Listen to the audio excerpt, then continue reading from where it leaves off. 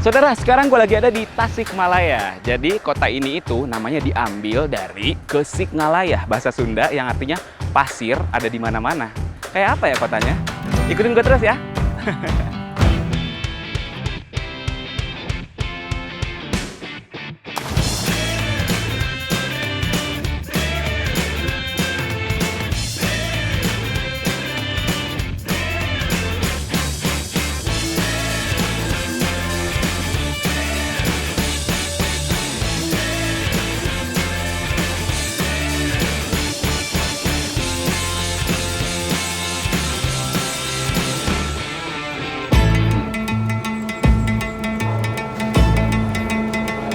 Tasikmalaya tuh ada di Provinsi Jawa Barat gitu. Terus dia kayak batasnya ada Garut, Majalengka, Ciamis, sama Pangandaran. Itu sekitarnya gitu. Terus kayak yang udah gue bilang kan, Tasikmalaya ini dipercaya diambil dari bahasa Sunda. Kesiknalaya, artinya pasir di mana-mana. Nah itu soalnya Tasikmalaya ini dulunya kan kayak banyak ditemuin pasir vulkanik dampak dari letusan Gunung Galunggung.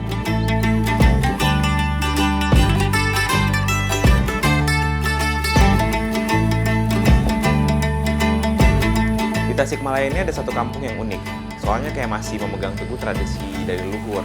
Namanya Kampung Naga.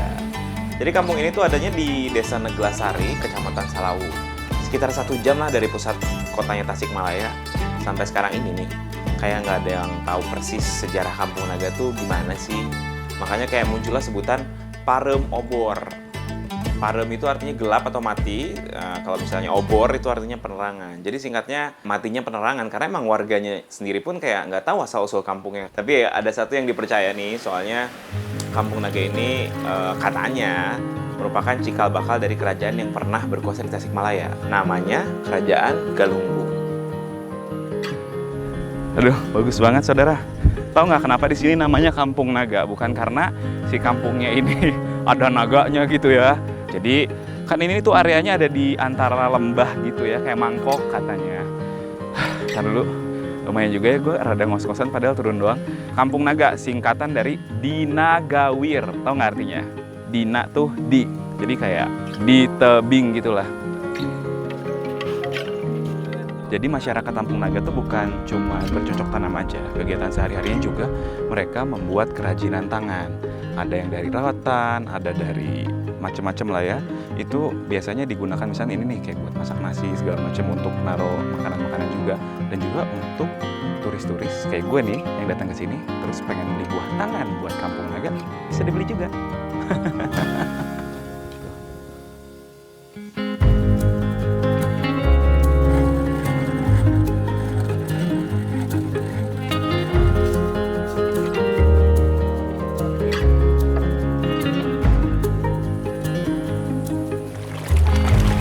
Oh.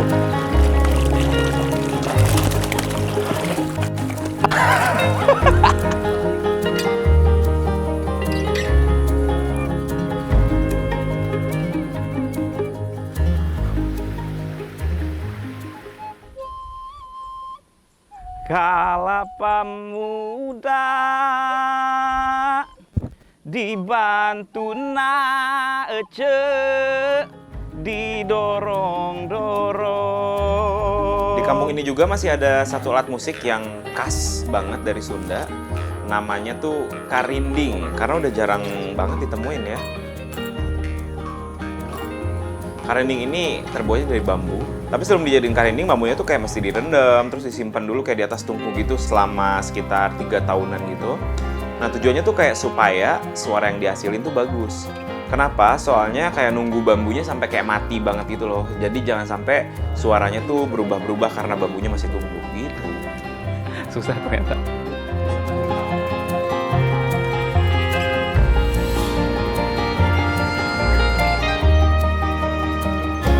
Saudara, kali ini gue mau ngebahas yang gelis-gelis atau yang cantik-cantik. Bukan teteh-teteh Tasik yang gelis, tapi gue mau ngebahas tentang salah satu yang gelis juga atau cantik, yaitu payung gelis. Nah, payung gelis ini merupakan aksesoris dari teteh-teteh sini lah ya, atau apa ya. Di situ ada pengrajinnya tuh kebetulan. Yuk kita lihat langsung. Buasana tos sabaraha lami ieu ngerjakeun payung kieu? Atus tos 13 tahun. 13 tahun? Kan dulu mah semuanya keluarga di sini pengrajin payung. Awalnya dulu mah dipakai buat sehari-hari. buat sehari-hari. Iya. Dulu Oh. mah dari kertas, kalau dari kain buat batik itu cat. Kalau sekarang kan dimodifikasi lah.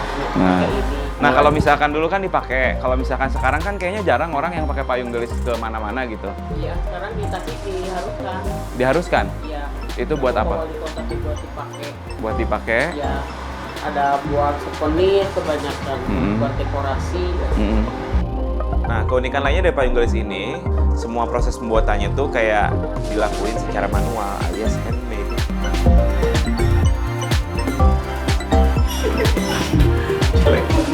Bandingin tuh, punya ibu sama punya saya, ini kayak pemula kelihatan anak TK gitu. Nah, kalau misalkan mau langsung aja datang ke sini sendiri, karena ini nggak gampang loh bikinnya tuh. Bikin kerajinan itu menurut gue sih kayak patut dihargain gitu loh dan dilestarikan. Batik kan udah jadi identitas Indonesia nih ya, dan kesebar nih di mana-mana lah di seluruh penjuru Indonesia. Di Jawa Barat ada juga yang nih udah dikenal kan, namanya Megamendung. Tapi ternyata saudara di Tasikmalaya juga ada batik khasnya. Penasaran sama apa aja yang ngebedain batik Tasik dengan yang lain? Yuk kita cari tahu. Saudara, di sini tuh batiknya motifnya banyak banget. Makanya sampai-sampai dijulukin 1001 motif batik Tasik. Tuh, bagus banget sih. Beli apa yang ini nih? Bagus deh. Gimana?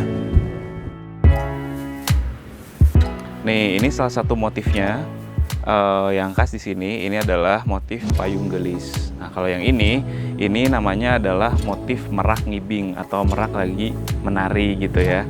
Lihat sendiri kan saudara, nih warna-warnanya tuh di Tasik kayak mencrang gitu, caraang. Apa sih namanya? Cerah gitu ya.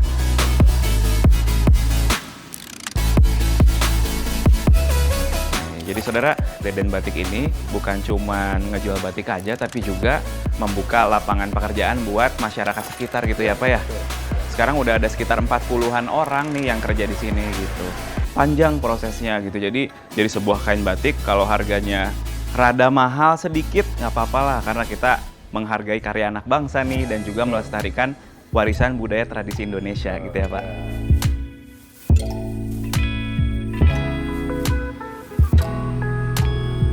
Saudara, kalau kita pergi ke sebuah daerah tuh kayaknya kalau misalnya nggak bawa oleh-oleh kayaknya kurang lengkap ya. Ini sekarang gue lagi di Tasikmalaya kan. Kebetulan banget nih sekarang gue lagi ada di Raja Pola. Nah, di belakang gue ini nih tuh ada salah satu pengrajin anyaman gitu. Jadi kayak anyaman apa ya? Kita lihat aja yuk. Raja Pola ini sebenarnya udah terkenal sih, satu kecamatan yang ada di Tasikmalaya sama sentra kerajinan anyaman gitu. Ya, lokasinya ini ya sekitar 12 kilo lah dari pusat kotanya. Di sepanjang jalan ini kayak banyak rumah-rumah yang emang mengerjakan anyaman-anyaman gitu. Kerajinan anyaman yang banyak gue temuin dari Japola ini sebagian dibuat dari mendong. Mendong itu sejenis rumput yang tumbuh di rawa-rawa. Tanaman ini biasanya tuh kayak tumbuh manjang gitu, kayak rumput gitu kan, tinggi. Lebih dari 1 meter, terus kayak dikeringin. Terus kayak buat abis gitu dibikin anyaman gitu secara manual, jadi tikar lah, terus atau kerajinan apa kayak gitu. Nah, selain mendong juga ada bahan yang biasanya dipakai tuh ada bambu, pandan atau eceng gondok.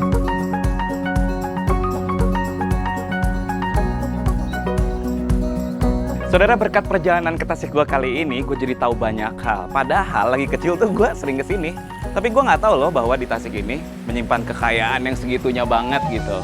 Dan gue yakin di Indonesia tuh masih banyak tempat-tempat yang kayak Tasik ini yang mungkin lo sering datang, tapi lo nggak tahu di sana ada apa gitu.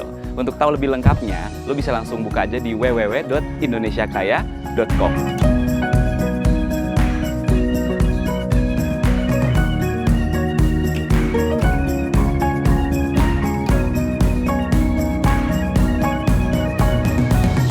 Saudara, abis ini gue harus kemana lagi ya? Atau ada budaya apa gitu yang harus gue explore? Kalau ada ide, langsung aja tulis komen di bawah ini. Jangan lupa untuk like dan juga subscribe. Sampai jumpa!